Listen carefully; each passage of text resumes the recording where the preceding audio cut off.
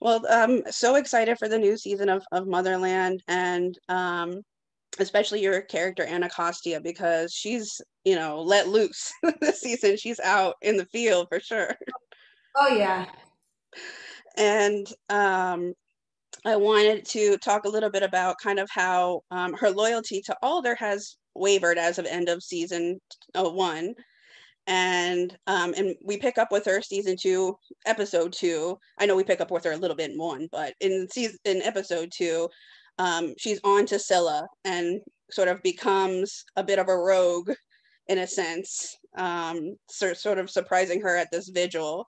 And I wanted to talk about, like, with neither faction kind of being too trustworthy for her, what is Anacostia's kind of agenda, and what means is she willing to try to accomplish this? I've said it before. Anacostia is about the game of chess, not checkers. She's very calculated. Everything is very intentional. And right now, Anacostia's intention is within. Her loyalties are falling where she places them, not what's been taught, not what's been expected, not what's from the military. There's a literal valley between she and Alder, which is actually giving her space to kind of formulate her own theories and desires for the future, whether that's with the army or outside of it. Now, as we see her go into episode two, we do see her a bit rogue. We do see her making alliances that you really didn't know if she was capable of. We see her completely outside of her element. And I think that that's what's giving her the strength to make sure that she does take this time off, this break from the Alder Anacostia of it all, so that she can really figure out where the truth lies. At the end of it, her loyalty is to the truth. Well, I absolutely love scenes between you and Amalia, Scylla, and Anacostia because there's this great powder keg that's constantly building and building between you. And it's not just the physicality of it all, too. It's this great emotional range that you both bring really to these scenes, especially, we sort of saw it in the cell in season one. And I guess from the trailer for season two, we see a little bit more of that powder keg starting to go off. And I wanted to talk a little bit about this great work between you and Amalia, that has really developed now even further in season two, and how you guys kind of play these great beats of your range and the emotional and physical aspects of your acting as well, please. When I did the audition for Motherland, it was my very first test shoot. I was nervous as all get out. I walk in and there is this gorgeous girl with these gorgeous eyes sitting there. She's like, "Hi, I'm Amalia. I'm here for Scylla."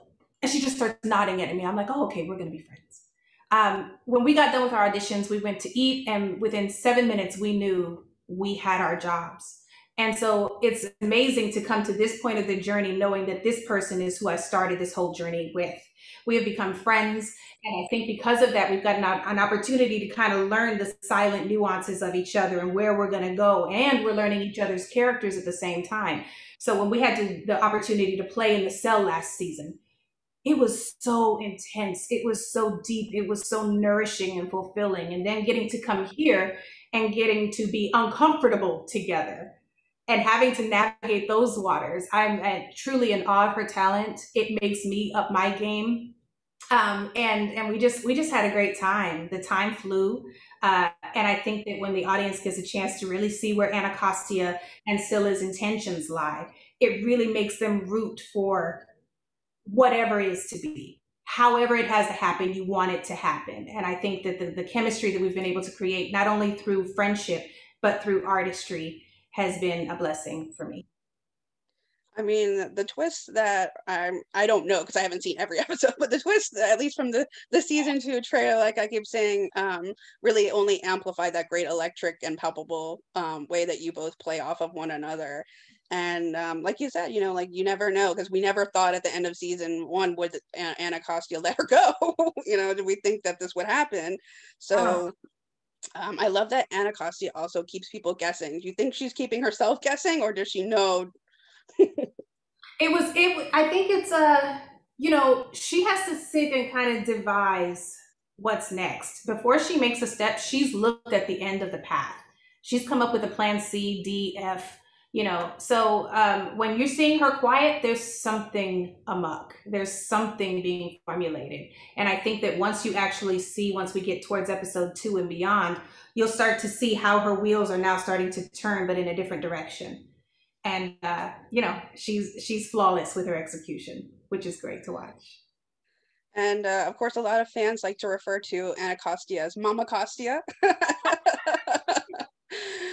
And being in the field means that means she's away from her babies. And they're of course off to war college. Our little girls are off to war college. And she obviously can't keep an eye on them, but kind of what do you hope, or what will we see, hopefully, in these, I guess, little clues that Anacostia may have taught them that kind of lingers, or that you hope that we see lingers for them? I'm hoping that the togetherness that she's forced them to understand they need lingers. There's going to be a lot of tests, especially when you're not supervised and when there's not as much structure in the same way. You're forced to really rely on those things that are foundational. And that's what Anacostia really wanted to create. And, Mama Costia hasn't gone anywhere. She's just kind of taken on a new cub in Scylla, possibly. Wink, wink. She is now trying to figure out who this lost soul is. How two basic fosterlings, two people who basically came from the same situation, ended up so different, but still had the same intention.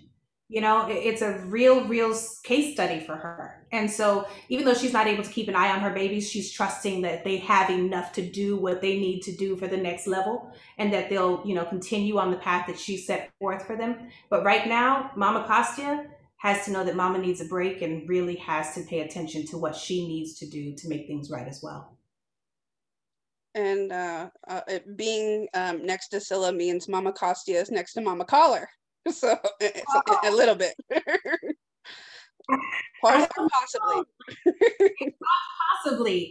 There's a lot of new faces that Anacostia is going to be confronted with. A lot of different unexpected twists that are going to come into her plan, and she's going to have to make some adjustments. But she's quick on her feet. She'll make it work, we hope. And she's got a little bit of help from Scylla.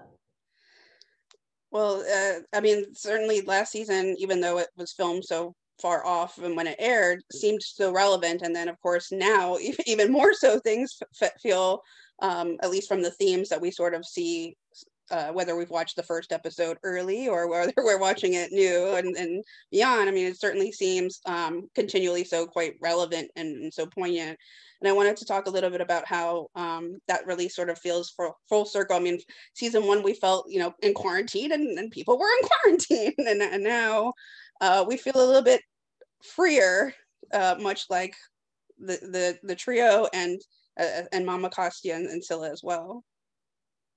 I think that the combination of the realities of today plus the break that we hope to provide by, people watching this show gives you an opportunity to kind of step away, but also when you return, come with a different perspective.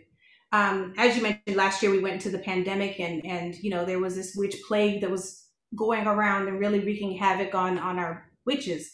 Coming into this season with some of the politics and some of the civil unrest and, playing that narrative a bit in this world, you get to see it from a different vantage point. And hopefully you get to see not what side you want to be on, but what the balance has to be to bring it back together. I think it's just really, really cool to be able to live in the world without having to live the world. And I'm hoping that what we do is inspire change. I'm hoping that the differences that we see in the world that we're creating versus the world we live in right now don't have to be so far off. Let's figure this thing out. We're all one. We're all together, witch or not, black or white or not, whatever the thing is, we're all human. We're all in this together, and it doesn't get fixed if we don't all do it as one. Absolutely. And that's what I love, is that these great messages are riddled in that are relevant, that we can take these bits and pieces and say, this is today, this is what's happening now. And hopefully those messages resonate, like you said, and that's what you really want for the series as well. Yeah. Let's make a change. I'm sorry, go ahead. Let's make entertainment, but let's make a change too. Absolutely. Let's make the movement. Let's keep it going. Yeah. What I also love about the series is it sort of feels to me also like this great embodiment of strong female character, or the idea of a strong female character, and whatever sense you want to take from that, whether you're looking at, you know, Rael, or you're looking, of course, at Anacostia, you're looking at Scylla. There's no one definition. And I wanted to ask you a little bit about how you feel that kind of focus has kicked in with Anacostia's journey even further. Oh, wow. Strength in women. And I'm trying to figure out how exactly I want to phrase this because I want to be very, very particular and acute with what I'm trying to say. Okay. We are built strong. We bear children. We are the nurturers. We are emotionally more invested of the two of the human species, male and female, yeah? But I think that the strength that this show shows is that despite the fear, despite the differences, despite the magic, despite the whatever other outside things are possible, the ability to look within yourself and find that guide and that compass that leads you in the right direction, whether it helps you, whether it helps humanity, whether it's hard, whether it's unpopular, that's strength. And I think that as strong as we've seen Anacostia be up to this point, you know, she's drill sergeant. She was kind of the baddie of the group, you know, you know, she could be a bit ruckus, but the stillness and the quietness and the ability to just completely withdraw into yourself and find what you realize you're missing, that takes the strength that I'm thinking is really prevalent in Anacostia's journey right now. She's always looked out for everybody else. She's always kind of followed the lead of Alder. And now she's really looking out for truth. She is finding her own way. And she is doing it, understanding that there can and will be consequence to everything she's doing. But strength means I'm going to do this because it's right and despite. So hopefully, as everybody's watching Anacostia make the kind of decisions that she's making and make alliances and cut ties with different characters on the show, you know, you really get a sense that it takes strength. It takes strength to stand up against and to go completely opposite of the grain and what you're used to. Absolutely. There's a courage and a drive and a guidance that comes with it. And I greatly admire that on and off screen as well. And I'm looking forward to seeing that play out for Anacostia this season, and how much Mama Costa and her new baby cub, like you said, you know, kick it up. Oh man, we're not going in there sheepishly. Let's say that.